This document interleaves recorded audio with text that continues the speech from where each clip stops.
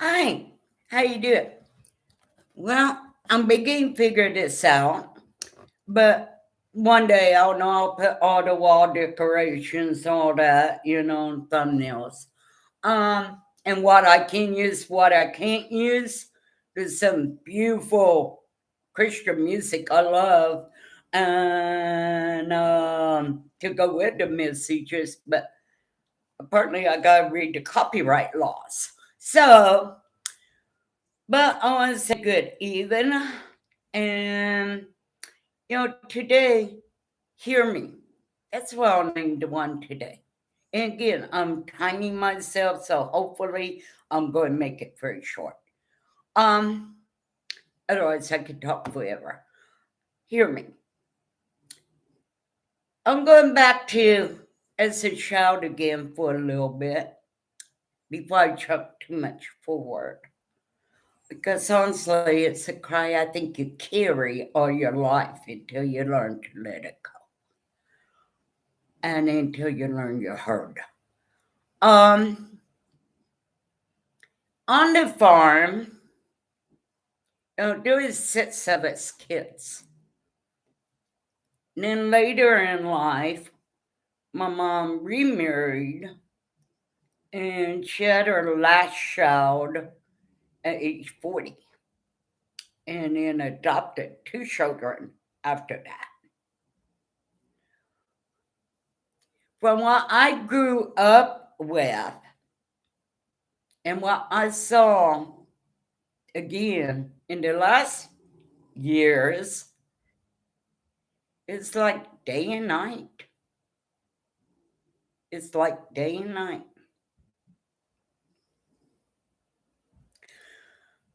Now, later in years, I kept getting told, oh, what did you do as growing up? Oh, I was a farmer's girl. I was so proud of that.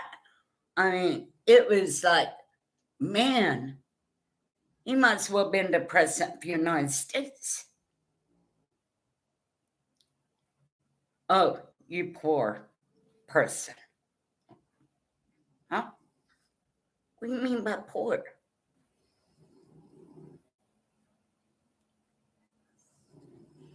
I honestly do not think, even today, I do not think I was poor.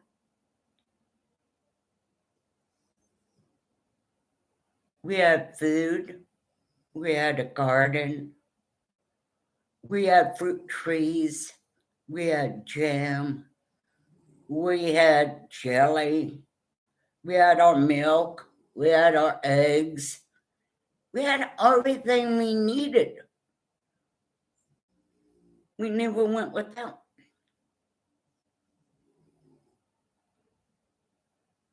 And today I look around, and today at 67, you're lucky if you can buy a loaf of bread today. They blame it on COVID, but I'd say it's been coming for a long time. Today on McDonald's or Burger King or whatever. Sad thing is, I still make homemade cornbread.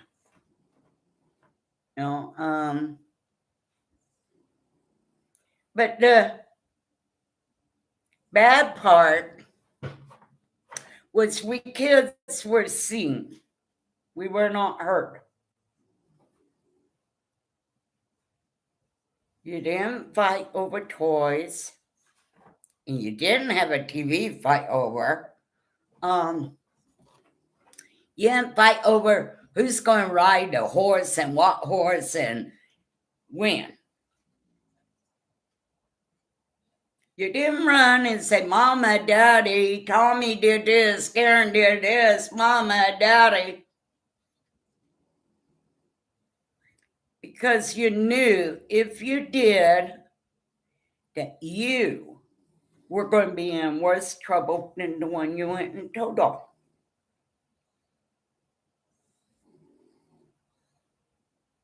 Now, did that mean we did not fight? Oh, no. Believe me, Mom and Dad would go, we're going to town. Might be 30, 35 miles out. We're going town. You all want to come? If me, my brother Tommy, or my sister Karen was angry at one of each other, believe me, we look at them. And we let them know, you better not get in that truck and go. We fought, we hit, we punched, kicked, threw things. We did everything we were not allowed to do. Jump on the bed, jump on the furniture, bang doors. We cursed. Oh boy.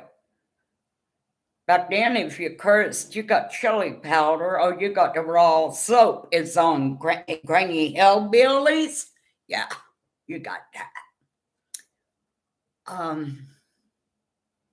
But we also had perfect timing. We knew how long it would take Mom and Dad go in, how long it would take Mom and Dad get back.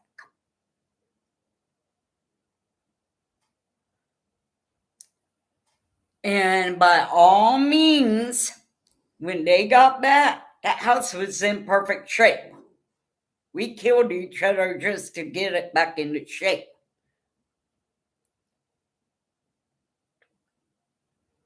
So I'm not going to say we didn't cry. I mean, that we didn't fight, because we did.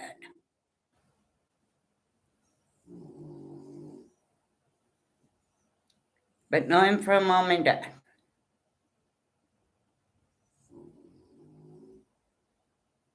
Not even at school. Our country school, there was 12 of us, and 3 of us was the Gene kids. That's who we were then. And you knew in school you didn't. They didn't put up with it.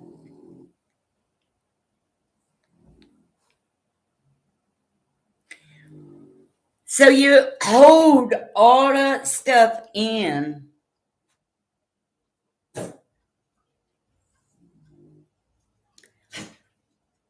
If it was time to go milk a cow, you didn't go, oh, I'm sick. Oh, I'm tired. Oh, in a minute. Oh, okay. You got up and you did it.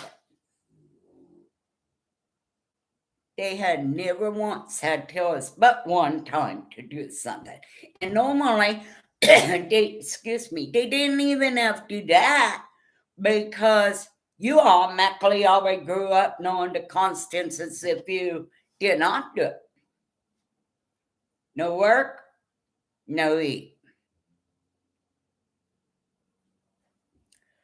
Our play day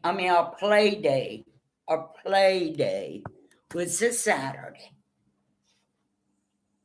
Some reason we never grew up with Dad and Mom expecting us to work on Saturday. We knew then that we could go and row into the hills. If you ever been in Oklahoma, they got what they call the red clay. Boy, you could go row in the hills. You could run up the hills. You could go swimming in one of the lakes. Every ranch my dad had, you had X amount of swimming holes. And when I'm saying ranch, I shouldn't say farm. To me, farming because of the food and crops. I'm talking about miles and miles and miles of land. You know, and turn around and even so many miles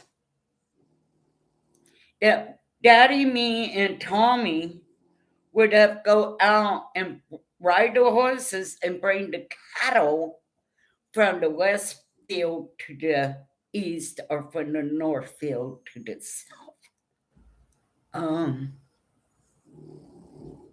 Yeah, I loved it. You know, I was country's daughter. I still say I'm a country's girl. I live in a small little town, and it's, to me, fine. In big cities, they did nothing to me. Personally, taking clothes off every fast food restaurant, that's fine.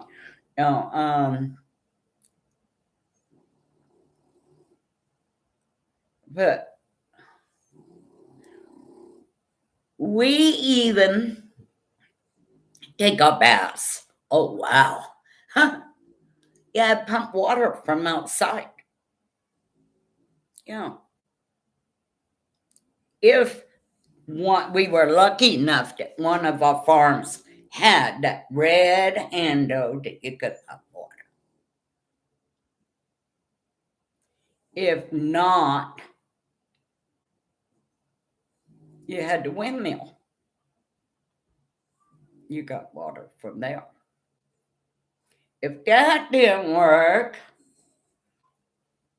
because you always had horses on every ranch, you had a big old horse tank.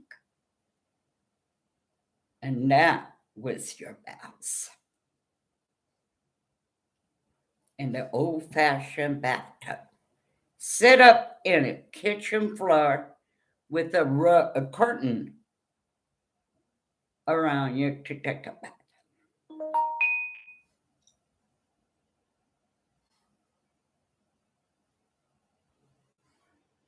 I never thought of that being poor. Not that time. Today I can imagine with our world the way it is of a person having to do that. Yeah, in the state of Tennessee, I guarantee there's still hillbillies. There's still moonshiners. And the state of Kentucky. And there is still people out there that live that way. We knew how to take spring water and put a little bit of Clorox, just a little bit of Clorox in that spring water to purify it enough you can drink it.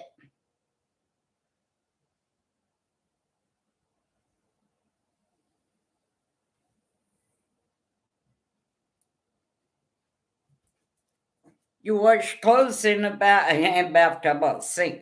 On one of the scrub boards? Oh, that's fun. But while we did that, we were always told cleanliness was next to godliness. So somewhere inside of us, we knew while we were cleaning clothes, cleaning our body, cleaning our hair, cleaning our home, it was next to godliness. Somewhere we felt clean, happy, joy, free.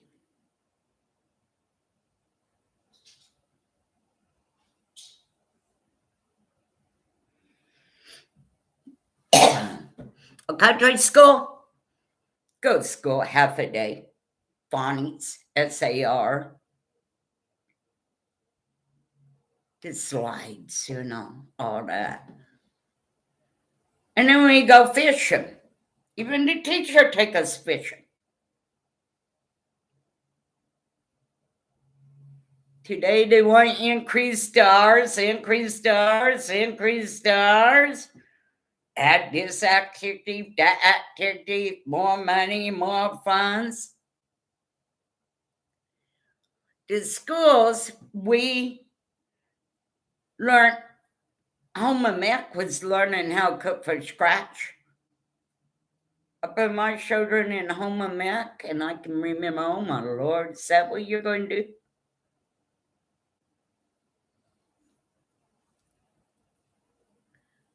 So we definitely live in a fast world.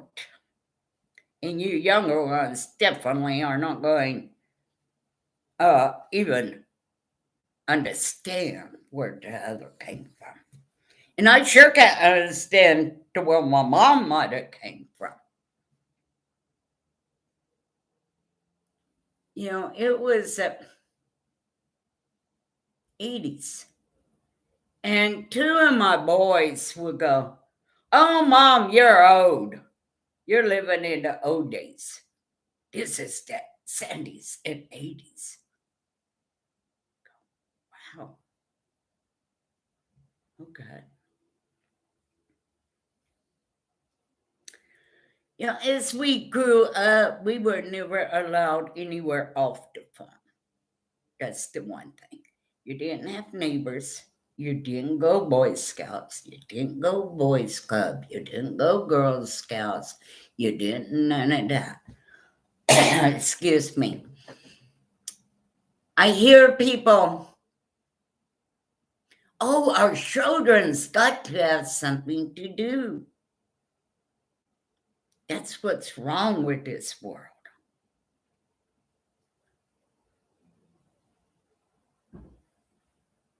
More money, someone else's responsibility to raise or open the billing or to entertain that child. Again, this is my personal opinion. As I grew up, our family was going as a family. We go fishing. We sleep out on the fishing tank with our mom, our dad, each other on the ground. We got out of the house. We rode the horses. My dad's mom, we were only allowed to call her Granny. You could not call her by any other name. So I'm going to say Granny. Granny would drive in from Fresno, California, and turn around and spend maybe a night with us doing that. Or we skinned and fried fish. It was a time of no work. It was a time of being together. And we looked forward to that. We would go, when's Granny coming again? Because we knew when Granny come, we'd get that one night at least. I don't remember if Dad would go and take care of the animals. I don't remember if he stayed. Somebody had to go feed them. Excuse me.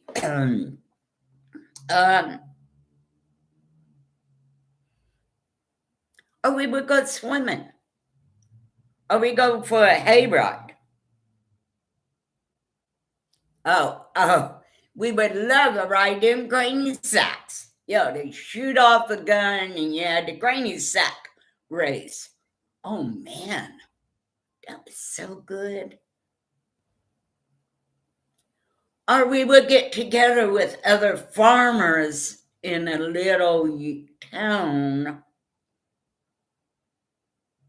even on the Great Depression in the 60s. And we have a fire, roast marshmallows.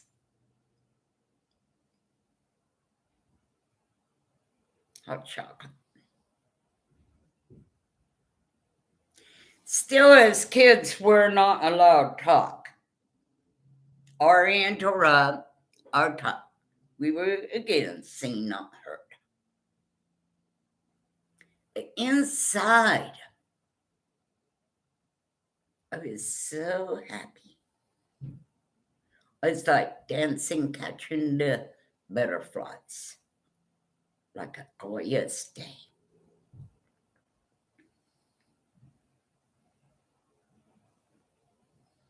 Wanted to reach out and yell, hey, and be happy. But I didn't know how.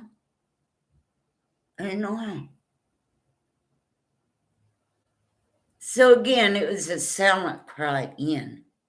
Feel like a bottle that wanted to bust, but had nowhere to bust. Wanted to let the sun out, but had nowhere. Wanted to smile, but because we couldn't talk, we were seen. We also did not know how to show emotions. You know, I'm 67 years old and I still have trouble with it. I really do. I'm just now getting to the place I can do that.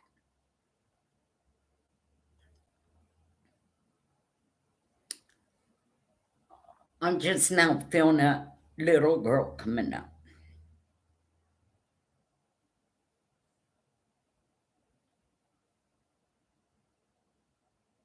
You know, and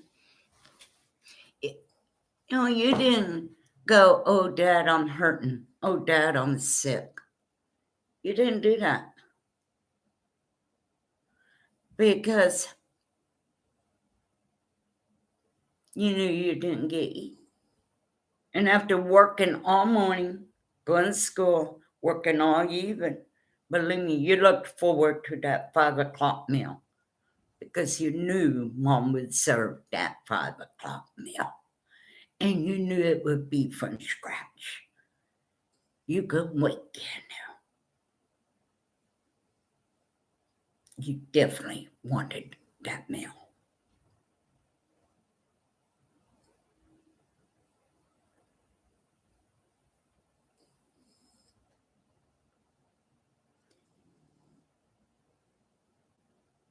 You know, I'm going to end this for right now, but just a little bit before I go farther. I have been trapped into physical abuse, sexual abuse, emotional abuse, mental abuse. I have been trapped into all that. But I do want to say, I thank God for my mother and dad. And I hold no resentments today against any of them. And I am a survivor. My mom used to say, Sandy, you got more strength in your little finger than I got in my whole body. I couldn't understand that. I go, Mom, but I'm weak. I need you. I want you. I understood what she meant. Now it's 34, 35 years old. Because all my life I wanted her and I needed her. And even today, I've realized certain things in my life I do is because I'm still trying to get accepted, and we'll come to that. Because today I don't need that. She only made one statement. She said, Sandy, you're the type that you will get up no matter where you are or what you've got or even shirt on your back, and you will do what you need to do, she said. I cannot do that.